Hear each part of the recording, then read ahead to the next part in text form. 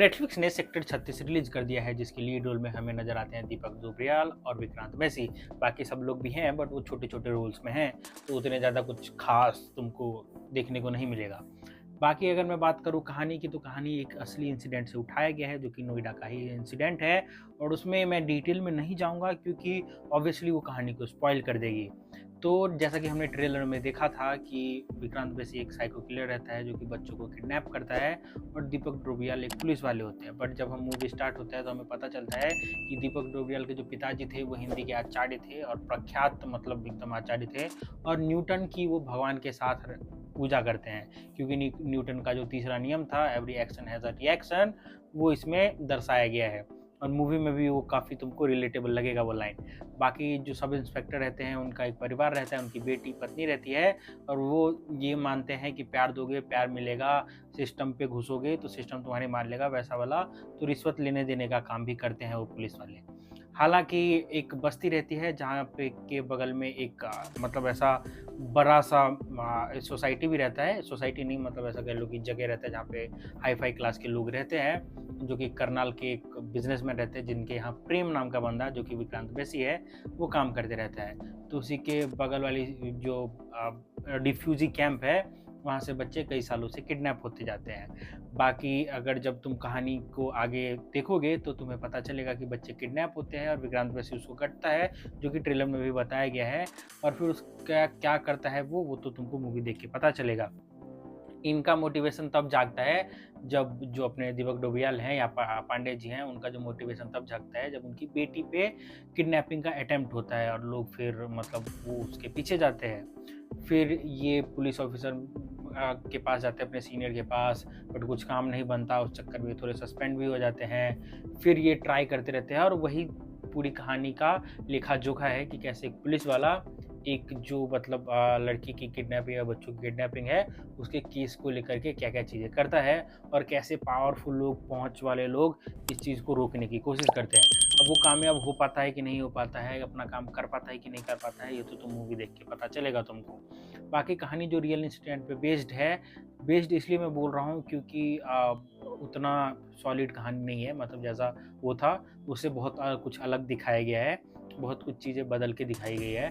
बाकी अगर मैं ऐसा इन जनरल बात करूँ तो काफ़ी कुछ चेंज किया गया है, मतलब बहुत कुछ ऐसा है जो कि मैंने कहानी के बारे में पढ़ा है, अगर तुम यूट्यूब पे भी सर्च करोगे तो तुमको मिल जाएगा, वो बहुत कुछ बदला गया है।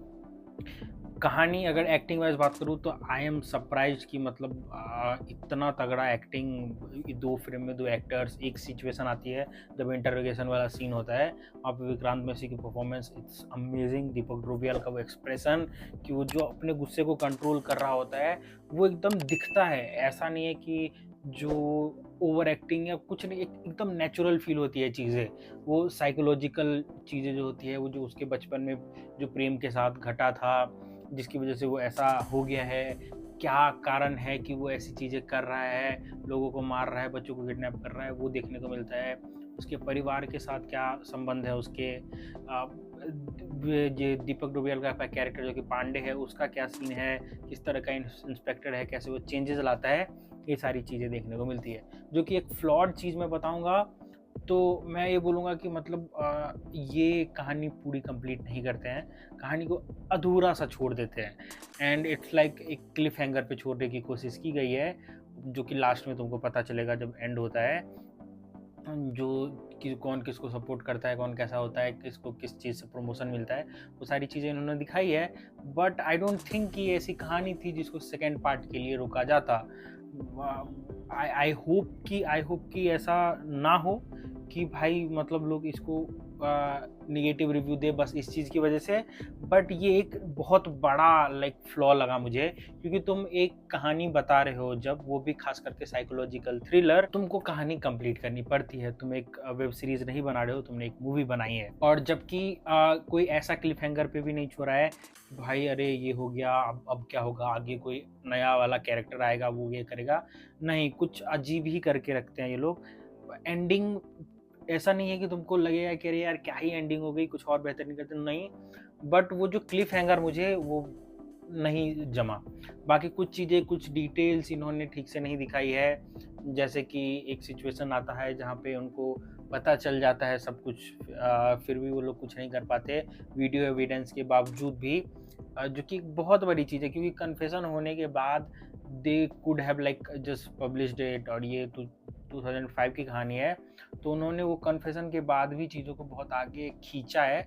तो वो सारी चीज़ें हैं कि मतलब कुछ कुछ डिटेल्स हैं जो कि बहुत ही अजीब लगा मेरे को, कि जब क्रिमिनल अपना क्राइम कन्फेस कर रहा है बहुत प्योरली, एंड स्टिल तुम उस चीज़ को दिखा रहे हो कि हटा दिया गया, वो जो कि बहुत रेयर केस में होता है। असली कहानी में भी ऐसा नहीं हुआ था। तो बाकी अगर मैं ऐसा बात करूँ तो भाई ठीक है, अच्छा लगता है, मतलब देख के अच्छा लगेगा तुमको, अच्छी एक्टिंग है, अच्छी कहानी है, बट कुछ चीज़ें तुमको लगेगा कि ओके प्रिडिक्टेबल थी, या ये क्यों किया, ऐसा भी तो कर सकते थे, वैसा वाला चीज़ है, थोड़ा सा इलॉजिकल स्टफ आ जाता है, जो कि साइकोलॉजिकल थ्रिलर में आना, मतलब जो कहानी बेस्ड मूवी है उसमें आना एक बहुत बड़ा फ्लॉ है। बाकी अपनी एक्टिंग से विक्रांत मैसी और दीपक रुबियल ने इस कहानी को और 4 चांद लगा दिया है। मज़ा आता है देख करके। आदित्य नेतवालकर का डायरेक्शन भी काफ़ी अच्छा है, थोड़ी जगह पे वो चूक गए हैं, तो वो थोड़ा सा और बेहतर किया जा सकता था। तो बाकी तुम्हारा क्या, तुमने अगर देख लिया हो तो तुम्हारा क्या ओपिनियन हो कमेंट में ज़रूर बताना। मुझे ये भी बताना कि तुम लाइक क्या चाहते थे कि अगर ऐसा ना हो करके कुछ और एंडिंग करते, अगर तुम्हें पता है तो वो बता सकते हो। बाकी आई विल रिकमेंड कि अगर तुम अपने फैमिली के साथ हो, क्योंकि कोई न्यूड सीन वगैरह नहीं है, ऐसा सेक्स सीन नहीं है, हाँ गाली गलौज है, थोड़ा सा वल्गैरिटी है, वो तुम देख सकते हो अगर फैमिली के साथ। वैसे कोई न्यूडिटी वगैरह नहीं दिखाया गया है। तो ये सारी चीज़ें हैं, कुछ ऐसा अभद्र चीज़ उसमें नहीं दिखाई गई है। और एक और चीज़ जो कि मैं बोलना भूल गया, कि इसमें कोई कोई सेंसलेस चीज़ें नहीं दिखाई गई है। कहानी एक फुल पेस में चलती है, जो पेस में चलना होता है इसको, और अपना एक टिकाऊ ठहराव लेके चलती है, कि जहाँ पे इसको स्लो होना होता है वहाँ पे स्लो होती है, जहाँ पे पेस पकड़ना होता है पेस पकड़ती है, और एक फ्लो में चलती रहती है। ऐसा तुमको थोड़ा सा थ्रिल महसूस होगा, बट वो वाले बवाल वाले थ्रिल महसूस नहीं होंगे। बाकी देख सकते हो तुम अपने परिवार के साथ, अपने दोस्तों के साथ, मज़ा आएगा तुमको। नेटफ्लिक्स पे संडे को ऐसा वॉच करो, और इंटरेस्टिंग है, मतलब देख लो, कोई ऐसा दिक्कत नहीं है। तो अगर रेटिंग वेटिंग की बात करो तो 4 स्टार में दे सकता हूँ, वो भी एक्टिंग और इसके एक स्टार में काटूंगा, क्योंकि इसका जो कहानी मैंने बोला है थोड़ा सा फ्लॉड लगता है, कि तुमको प्रिडिक्टेबल लगता है। तो बाकी ठीक है, यही था मेरा रिव्यू सेक्टर 36 को लेकर के। तुम्हें कैसा लगा वो कमेंट में ज़रूर बताना, जैसे कि मैंने बोल रखा पहले भी।